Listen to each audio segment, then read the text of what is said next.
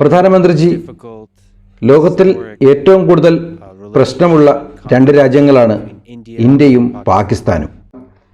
രണ്ട് രാജ്യങ്ങളും nuclear power കൈവശമുള്ള രാജ്യമാണ്. എന്നാൽ ആശയപരമായി രണ്ട് ധ്രുവത്തിലാണ്. എപ്പോഴും സംഘർഷങ്ങൾ നിലനിൽക്കുന്ന മേഖലയാണ്. താങ്കൾ ഒരു സമാധാനത്തിന്റെ വാഹകനാണെന്നാണ് പറയുന്നത്. ഭാവിയെ വളരെ പ്രാധാന്യത്തോടെ കാണുന്ന ഒരാൾ കൂടിയാണ്. താങ്കൾക്ക് ഇന്ത്യയും പാകിസ്ഥാനും തമ്മിൽ സമാധാനം കൊണ്ടുവരാൻ എന്ത് ചെയ്യാൻ കഴിയും? നോക്കൂ, ഒന്നാമത്തെ കാര്യം, കുറച്ച് ചരിത്രങ്ങൾ പറയേണ്ടതുണ്ട്. അത് ലോകത്തിലെല്ലാവർക്കും കൃത്യമായി അറിയണമെന്നില്ല.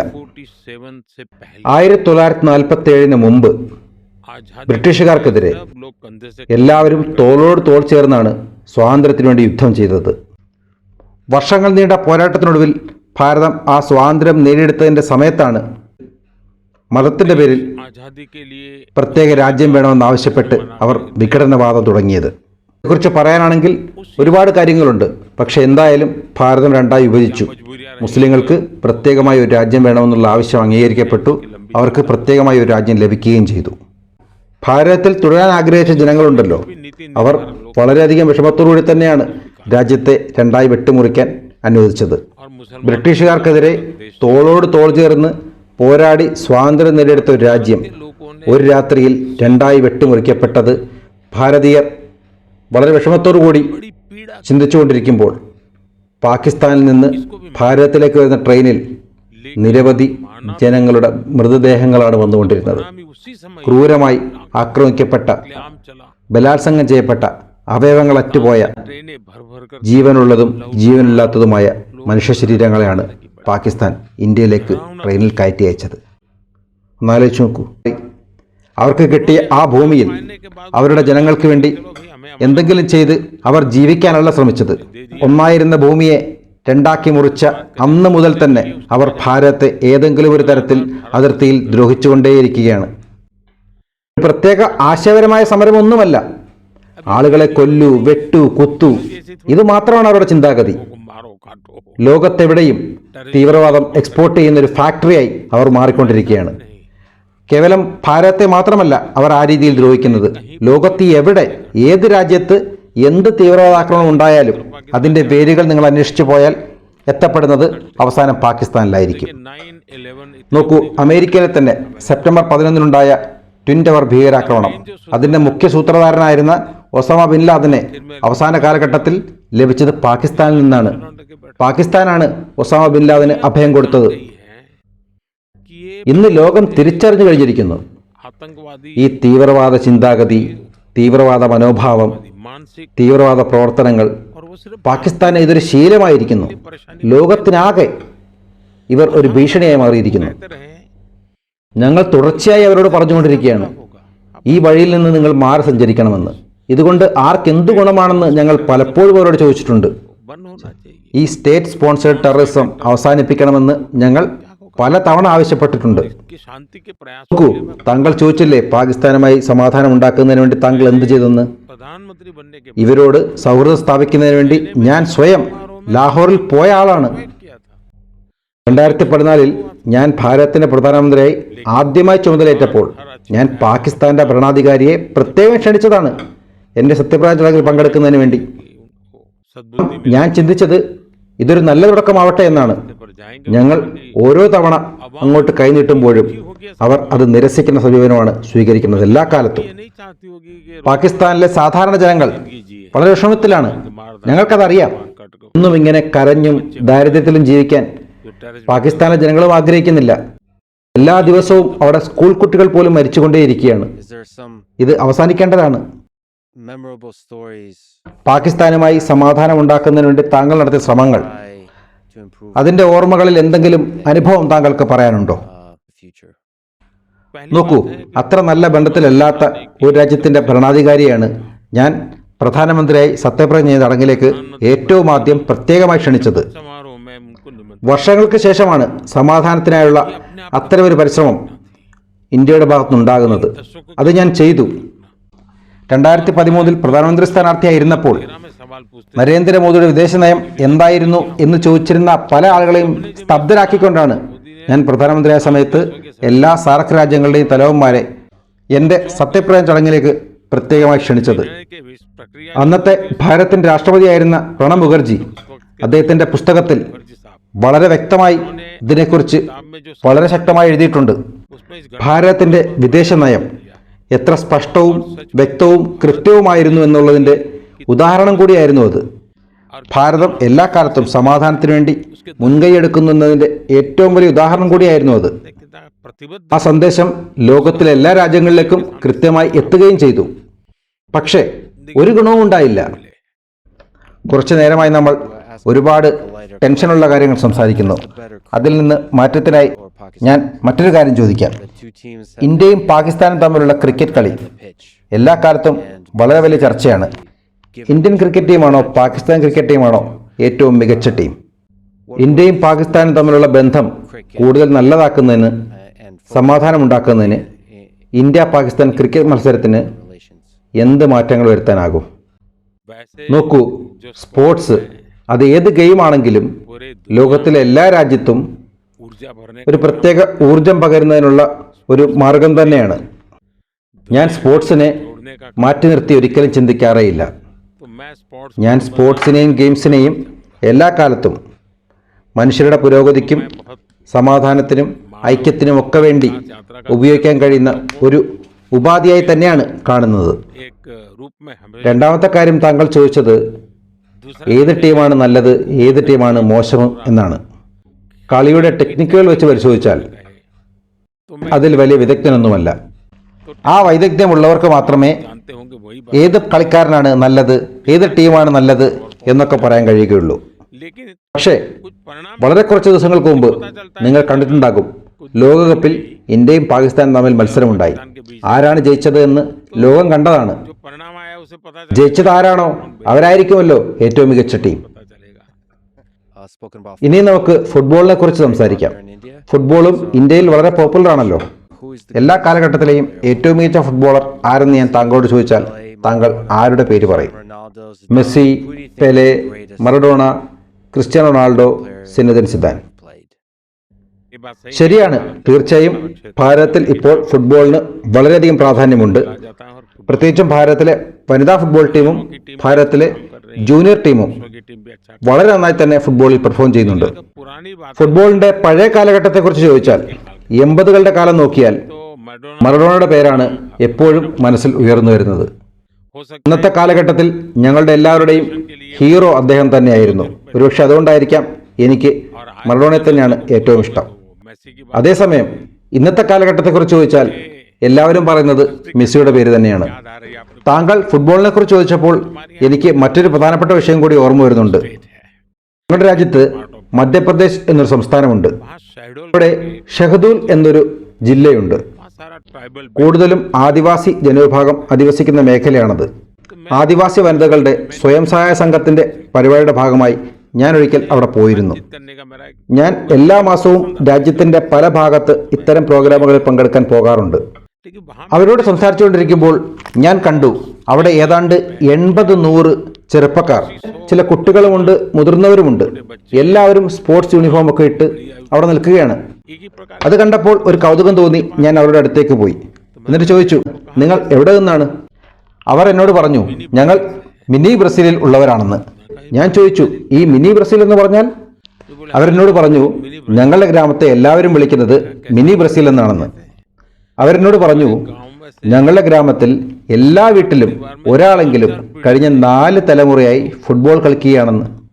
ഏതാണ്ട് 80ഓളം നാഷണൽ ഫുട്ബോൾ പ്ലെയേഴ്സ് ഞങ്ങളുടെ ഗ്രാമത്തിൽ നിന്ന് മാത്രം പോയിട്ടുണ്ടെന്ന് അവരെന്നോട് പറഞ്ഞു. ഞാൻ അത്ഭുതപ്പെട്ടു പോയി. ഒരു ഗ്രാമം മുഴുവൻ ഫുട്ബോളിന് വേണ്ടി സമർപ്പിച്ചിരിക്കുകയാണ്.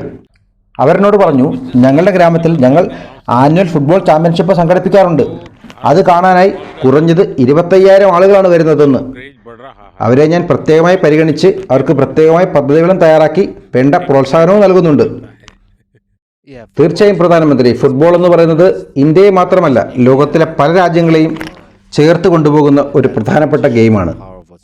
പ്രധാനമന്ത്രിജി, താങ്കൾ വളരെ അടുത്ത് അമേരിക്കയിൽ പോയിരുന്നു. പുതിയ പ്രസിഡന്റ് ട്രംപിനെ കണ്ടിരുന്നു. ഒരു ഫ്രണ്ട് എന്ന നിലയിലും ഒരു നേതാവ് എന്ന നിലയിലും താങ്കൾക്ക് ട്രംപിൽ ഇഷ്ടപ്പെട്ട ഗുണങ്ങൾ എന്തൊക്കെയാണ്? ഞാൻ ട്രംപുമായി ബന്ധപ്പെട്ട ചില സംഭവങ്ങൾ മാത്രം പറയാം.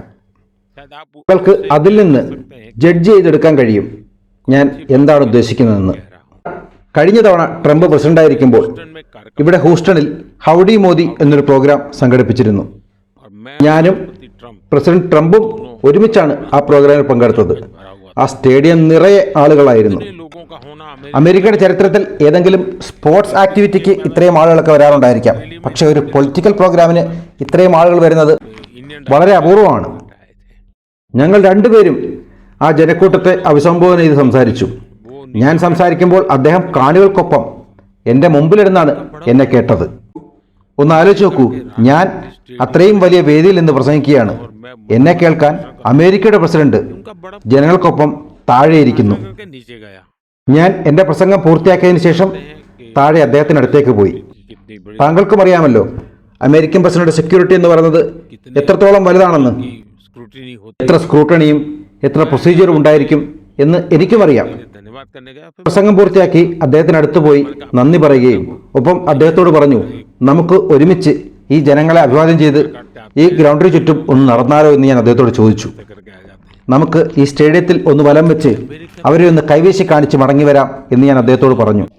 ഒരു അമേരിക്കൻ പ്രസിഡന്റിന്റെ സെക്യൂരിറ്റിയും പ്രോട്ടോക്കോളും വെച്ച് നോക്കിയാൽ അത് ഒരിക്കലും സംഭവ്യമായ കാര്യമേ ആയിരുന്നില്ല.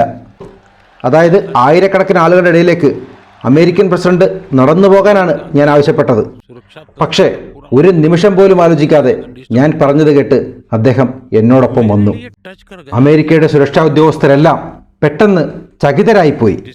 ഞാൻ അപ്പോൾ ആലോചിച്ചത് അദ്ദേഹത്തിന്റെ ധൈര്യത്തെക്കുറിച്ചാണ്. അത് എന്നോടുള്ള അദ്ദേഹത്തിന്റെ വിശ്വാസമാണ്. ഇതാണ് എനിക്ക് അദ്ദേഹത്തിനോടും അദ്ദേഹത്തിന് എന്നോടുള്ള ബന്ധം. അന്ന് ഞാൻ അദ്ദേഹത്തെ പൂർണ്ണമായി മനസ്സിലാക്കി. സെക്യൂരിറ്റി ഉദ്യോഗസ്ഥരോട് പോലും ചോദിക്കാതെ. ആ വീഡിയോ കാണുകയാണെങ്കിൽ തീർച്ചയായും നിങ്ങൾക്ക് അതിശയം തോന്നും. നോക്കൂ, ഇത്തവണ അദ്ദേഹം ഇലക്ഷൻ ക്യാമ്പയിൻ നടത്തിയപ്പോൾ അദ്ദേഹത്തിന് വെടിയേറ്റിരുന്നു. എനിക്ക് അപ്പോഴും ആ പഴയ ട്രംപിനെ തന്നെയാണ് കാണാൻ കഴിഞ്ഞത്. അന്ന് ഒരു ഭയവുമില്ലാതെ എന്നോടൊപ്പം കടന്നു വന്ന അതേ ട്രംപിനെ തന്നെയാണ് രാഷ്ട്രീയ പ്രചരണത്തിനിടെ വെടിയേറ്റപ്പോഴും ഒരു കൂസലുമില്ലാതെ നിൽക്കുന്ന ട്രംപിൽ കാണാൻ കഴിഞ്ഞത്. അദ്ദേഹം പറഞ്ഞത് എൻ്റെ ജീവിതം അമേരിക്കയ്ക്ക് വേണ്ടിയാണ് എന്നാണ്. എനിക്ക് അത് വളരെ വലിയ സന്തോഷമുണ്ടാക്കി. കാരണം ഞാനും രാജ്യം ഒന്നാമത് എന്ന് ചിന്തിക്കുന്ന ആളാണ്, അദ്ദേഹവും രാജ്യം ഒന്നാമത് എന്ന് ചിന്തിക്കുന്ന ആളാണ്. അദ്ദേഹത്തിന്റെ ചിന്ത അമേരിക്ക ഫസ്റ്റ് ആണെങ്കിൽ എൻ്റെ ചിന്ത എൻ്റെ ഭാരതം ഒന്നാമത് എന്ന വ്യത്യാസം മാത്രം. അതുകൊണ്ട് തന്നെ ഞങ്ങളുടെ ജോഡി വളരെ നന്നായിട്ട് തന്നെ പോകും. നോക്കൂ, ഇന്നത്തെ കാലത്തൊരു പ്രധാനപ്പെട്ട പ്രശ്നം എന്ന് പറയുന്നത് മിക്ക രാജ്യങ്ങളിലെയും ഭരണാധികാരികൾ തമ്മിൽ ബന്ധമില്ല എന്നുള്ളതാണ്. അവർ മാധ്യമങ്ങളിലൂടെയാണ് പരസ്പരം അറിയുകയും പറയുകയും ചെയ്യുന്നത്. എല്ലാ രാജ്യതലവന്മാരും പരസ്പരം കണ്ട് സംസാരിച്ച് അവർ തമ്മിലുള്ള ബന്ധം നിലനിർത്താനും പുതുക്കാനും ശ്രമിക്കാറില്ല. മാത്രമല്ല ഭാഷയുടെ പ്രശ്നങ്ങൾ ഉണ്ടായതുകൊണ്ട് തന്നെ ഒരു ഇടനിലക്കാരനും ഇവർ തമ്മിൽ സംസാരിക്കാൻ ആവശ്യം വരും. അതുകൊണ്ട് തന്നെ ആ ബന്ധത്തിൽ ഒരു അകൽച്ചയും ഉണ്ടാകും. ട്രംപ് ആദ്യമായി പ്രസിഡന്റ് ആയിരുന്നപ്പോൾ ഞാൻ വൈറ്റ് ഹൗസിൽ പോയിരുന്നു. അന്ന് ട്രംപിനെ കുറിച്ച് മറ്റൊരു രീതിയിലാണ് ലോകത്തെ എല്ലാ മാധ്യമങ്ങളും പറഞ്ഞിരുന്നത്. അത്തരം ബ്രീഫിംഗ് ആണ് ലഭിച്ചത്.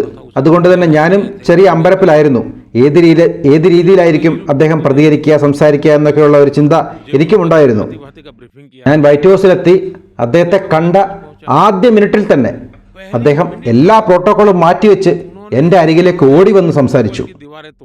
കൂടാതെ അദ്ദേഹം സ്വയം എന്നെ ആ വൈറ്റ് ഹൗസ് മുഴുവൻ കൊണ്ടുകടന്ന് കാണിച്ചു.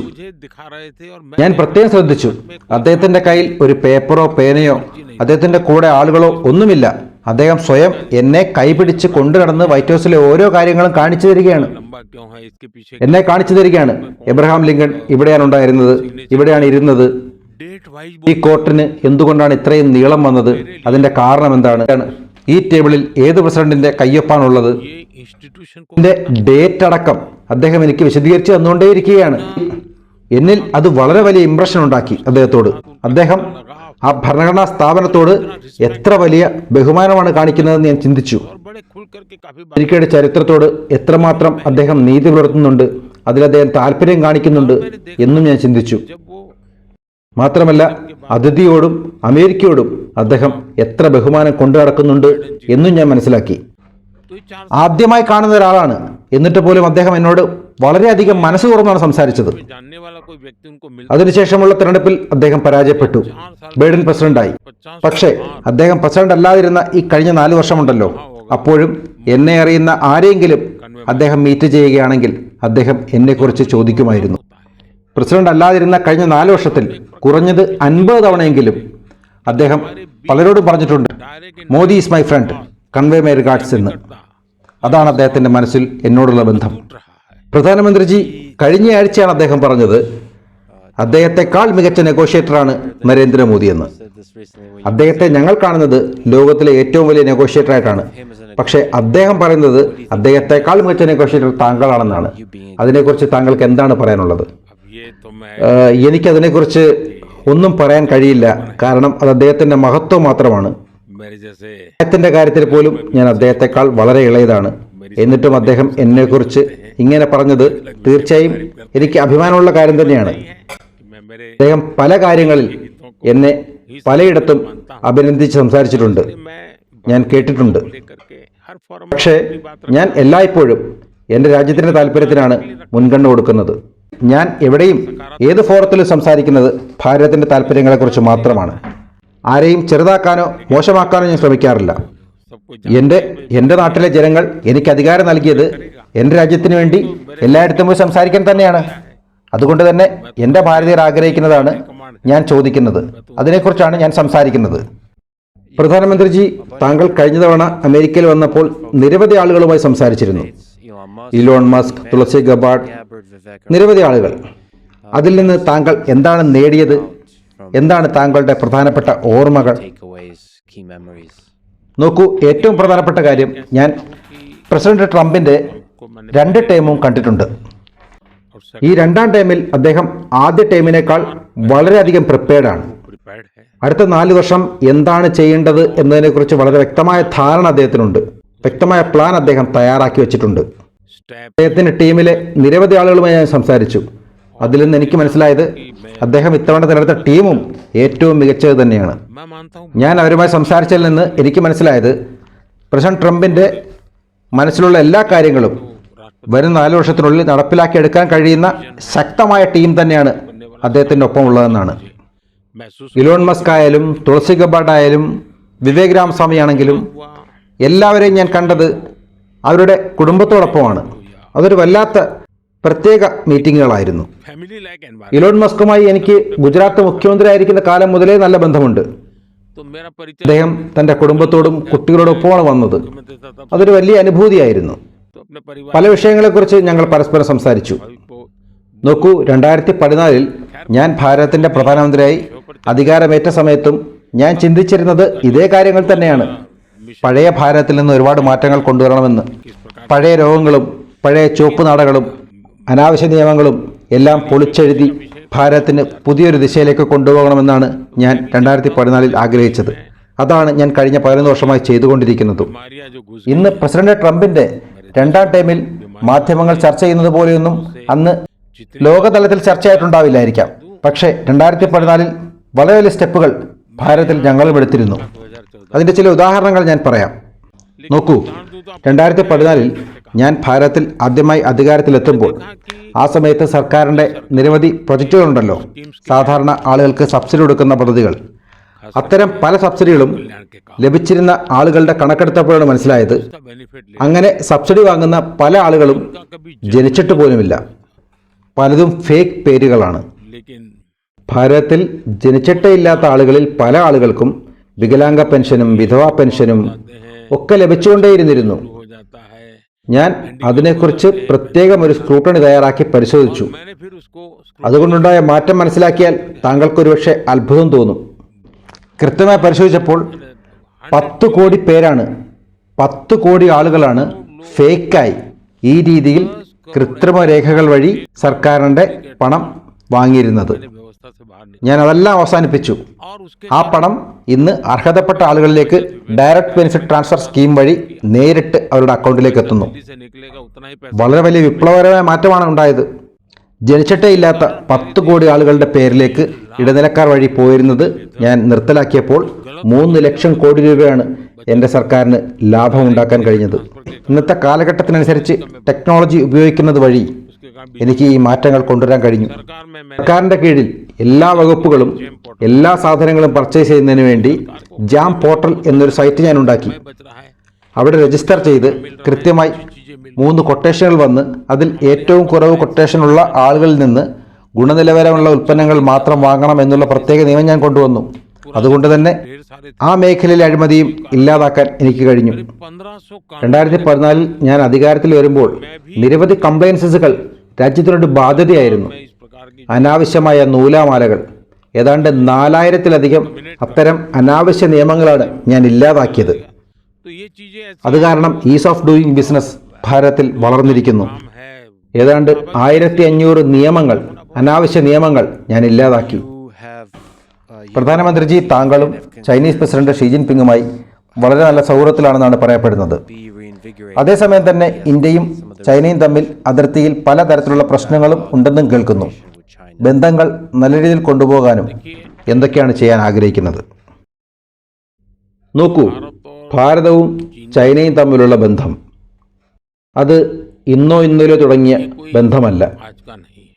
ഭാരതവും ചൈനയും വളരെയേറെ പഴക്കമുള്ള പുരാതന സംസ്കാരത്തിൻ്റെ ഭാഗമാണ്. ലോകത്തിലെ തന്നെ ഏറ്റവും പഴക്കം ചെന്ന സിവിലൈസേഷനാണ് ഭാരതത്തിലും ചൈനയിലും ഉള്ളത്. ഈ ആധുനിക കാലത്തും ഭാരതവും ചൈനയും തമ്മിൽ നല്ല ബന്ധത്തിൽ തുടരുന്നുമുണ്ട്. പഴയ കാല കണക്കുകൾ എടുത്തു നോക്കിയാൽ ഭാരതവും ചൈനയും പരസ്പരം അങ്ങോട്ടും ഇങ്ങോട്ടും സഹായിച്ചും പഠിച്ചും പഠിപ്പിച്ചും ജീവിച്ച രാജ്യങ്ങളാണ്. അതിനോടൊപ്പം തന്നെ പഴയ ചരിത്രമെടുത്താൽ ലോകത്തിൻ്റെ ആകെ GDPയുടെ 50% കൈകാര്യം ചെയ്യുന്നത് കേവലം ഭാരതവും ചൈനയും എന്ന 2 രാജ്യങ്ങൾ മാത്രമായിരുന്നു. അത്രയും പ്രാധാന്യം ചൈനയ്ക്കും ഭാരതത്തിനും ഉണ്ടായിരുന്നു. 100 കണക്കിന് വർഷം പഴക്കമുള്ള ഇന്ത്യയും ചൈനയും തമ്മിലുള്ള ബന്ധത്തിൽ ഒരുപാട് വർഷങ്ങൾക്ക് മുമ്പ് ഇന്ത്യയും ചൈനയും തമ്മിൽ പ്രശ്നങ്ങളൊന്നും ഉണ്ടായിരുന്നില്ല. എല്ലായ്പ്പോഴും ഇന്ത്യയും ചൈനയും തമ്മിൽ പരസ്പരം സഹകരിച്ചും പഠിച്ചും പഠിപ്പിച്ചും നല്ല ബന്ധമാണ് തുടർന്നു പോന്നിരുന്നത്. ഭാരതത്തിൻ്റെ പ്രിയപ്പെട്ട പുത്രനായ ഗൗതമ ബുദ്ധൻ തന്നെയാണ് ചൈനയുടെയും ഏറ്റവും പ്രിയപ്പെട്ട ഭഗവാനായി മാറിയിട്ടുള്ളത്. ഭാവിയിലും ഇന്ത്യയും ചൈനയും തമ്മിലുള്ള ബന്ധം അതേ രീതിയിൽ തന്നെ നന്നായി പോകേണ്ടതുണ്ട്. 2 അയൽരാജ്യങ്ങൾ തമ്മിൽ സ്വാഭാവികമായും ചില പ്രശ്നങ്ങളൊക്കെ ഉണ്ടാകും, അഭിപ്രായ വ്യത്യാസങ്ങൾ ഉണ്ടാകാം. കുടുംബത്തിൽ പോലും പരസ്പരം പല തർക്കങ്ങളും ഉണ്ടാകാറുണ്ട്.